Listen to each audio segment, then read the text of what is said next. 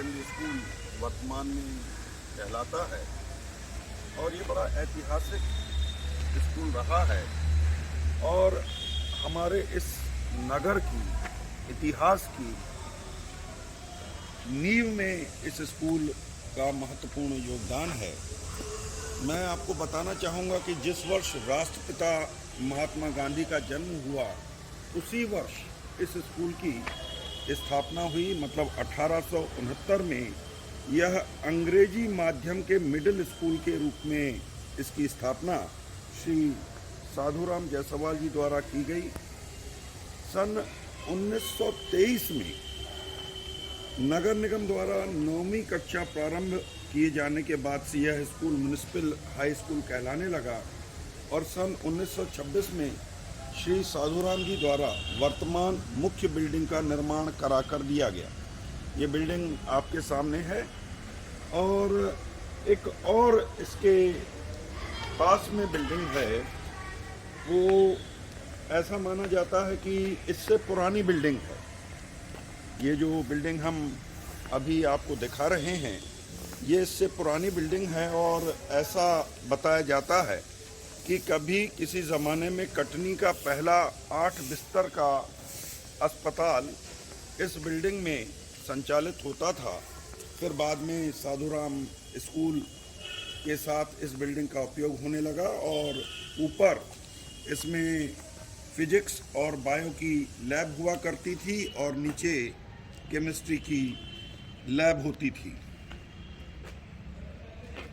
ये जो मुख्य बिल्डिंग आप देख रहे हैं इसका निर्माण साधुराम जी ने करा के दिया था। साथ ही विद्यालय संचालन हेतु 2000 रुपए की राशि भी दी गई थी। आपके इस दान के कारण ही विद्यालय का नाम साधुराम हाई स्कूल हो गया। सन 1923 में इस विद्यालय में लगभग 200 छात्र थे। सन 1926 में पहला batch high school board Nagpur की परीक्षा में सम्मिलित हुआ जिसमें 6 छात्र परीक्षा में बैठे। श्रीमान बाबूलाल मायाशंकर दुबे जी हाई स्कूल के पहले प्रधान अध्यापक हुए जिनका कार्यकाल जुलाई 1923 से लेकर जुलाई 1926 तक का रहा है।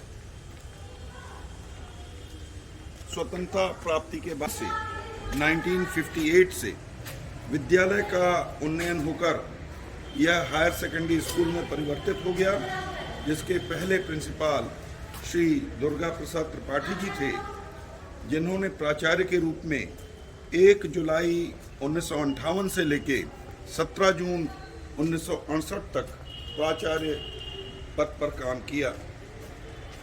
इस स्कूल का इतिहास बड़ा गौरवशाली रहा है। नगर, प्रदेश और देश के विकास में योगदान देने वाले कई सारे छात्र इस स्कूल से पढ़कर निकले और आगे बढ़े।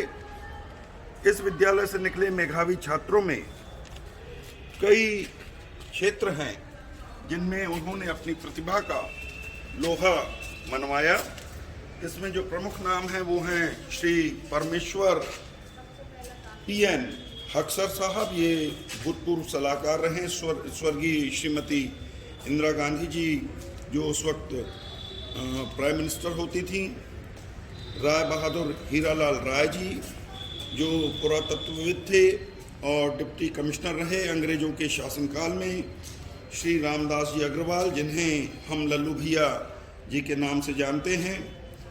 इसके अलावा भूतपूर्व नगर पालिका अध्यक्ष एवं विधायक श्री गोविंद प्रसाद शर्मा जी, ये स्वतंत्र भारत में हमारे नगर के पहले विधायक रहे हैं। श्री OP मेहरा जी, ये IAS थे और ये प्रमुख सचिव मध्य प्रदेश शासन भी रहे। श्री बिंदेश्वरी पांडे साहब जो डीन सागर विश्वविद्यालय के होके और उन्होंने सेवाएं दी। श्री KK दुबे जो भूतपूर्व उपकुलपति शिक्षक विश्वविद्यालय टीचर्स यूनिवर्सिटी रहे हैं। आप लोग इस विद्यालय से पढ़ के ही आगे बढ़े और देश और समाज के निर्माण में महत्वपूर्ण भूमिका अदा की।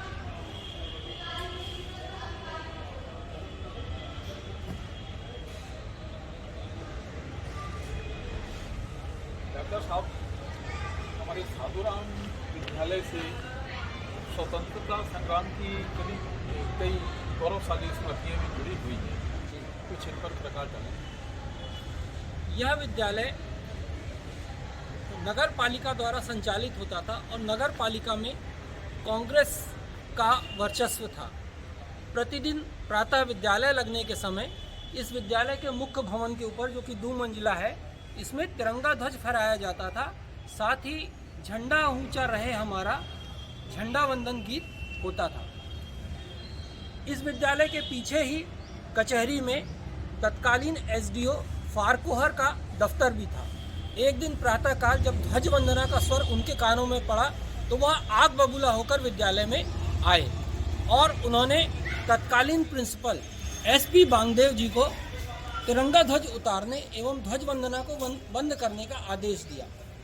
श्रीमान बांगदेव जी ने कहा कि यह नगर पालिका के अंतर्गत यह विद्यालय आता है एवं नगर पालिका के आदेश से ही यह कार्यक्रम हो रहा है, मैं इसे बंद करने में असमर्थ हूँ।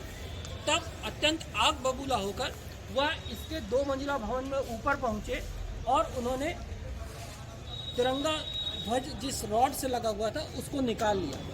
तब तक कई छात्र भी बाहर आ गए।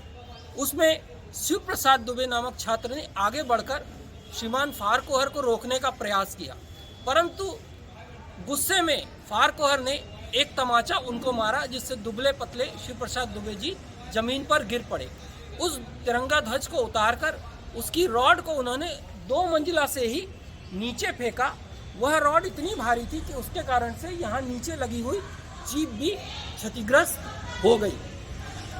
उनके जाने के बाद पुनः तिरंगा ध्वज शिक्षकों ने एवं छात्रों ने यहाँ पर लगाया एवं पुनः ध्वज वंदन का कार्यक्रम हुआ। यह विद्यालय चूँकि नगर के मध्य स्थान पर स्थित है और पास ही कोतवाली थाना था। पुलिस जितने भी स्वतंत्रता संग्राम सेनानियों को गिरफ्तार करके यहाँ से ले जाती थी, वह जय जयकार करते हुए यहाँ से जाते थे। उससे इस विद्यालय के छात्रों एवं शिक्षकों में राष्ट्र प्रेम का भाव जागृत होता था।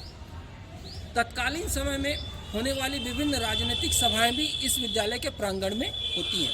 1930 में पंडित मोतीलाल नेहरू एवं मदन मोहन मालवीय जी काउंसिल के चुनाव प्रचार के लिए जब कटनी शहर में आए तो उनकी सभा नेहरू एवं मदन मोहन मालवीय जी काउंसिल के चुनाव प्रचार के लिए जब कटनी शहर में आए तो उनकी सभा भी इसी विद्यालय प्रांगण में हुई। डॉक्टर राजेंद्र प्रसाद जी, जो कि भारत के प्रथम राष्ट्रपति हुए, उनका भी स्वागत करने का सौभाग्य इस विद्यालय को प्राप्त हुआ। श्रद्धेय राजश्री पुरुषोत्तम दास जी टंडन के नेतृत्व में राजनीतिक परिषद एवं प्रांतीय कांग्रेस कमेटी की कई सारी सभाएं भी इस विद्यालय प्रांगण में हुई। ऐसा गौरवपूर्ण इतिहास इस विद्यालय का रहा है एवं राष्ट्रीय आंदोलन में इसने खुलकर भाग लिया और जितना भी योगदान दे सकता है उतना योगदान दिया।